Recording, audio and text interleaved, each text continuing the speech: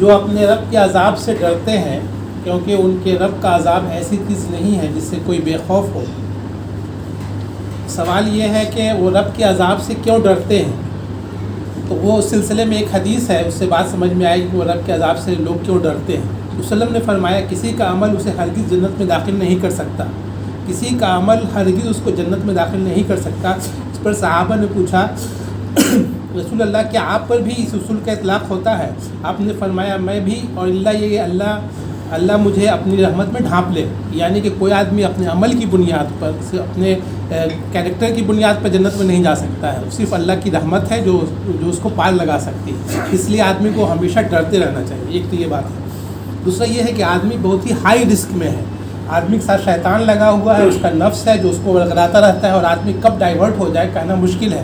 اس لیے آدمی کتنا بھی اچھا عمل کرے اس کے بعد بھی ہے اس کو ہمیشہ اللہ سے ڈرتے رہنا چاہیے۔ اس سلسلے میں ایک دو مثالیں ملتی ہیں۔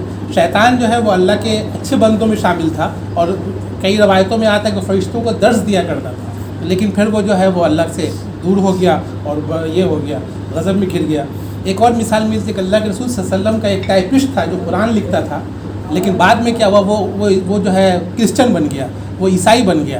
تو یہ ہے کہ اللہ کے رسول کی تربیت میں وہ آدمی تھا، قرآن لکھتا تھا، اور اس کے بعد یہ حالت اس کی ہو گئی۔ تو آدمی کب ڈائیورٹ ہو جائے کہنا بہت مشکل ہے، کب وہ غلط راستے پر چلا جائے۔ اس لیے ہمیشہ اللہ تعالیٰ سے ڈرنا چاہیے، اور ہمیشہ یہ اللہ تعالیٰ سے دعا کرنی چاہیے کہ وہ اس کو صحیح راستے پر رکھے۔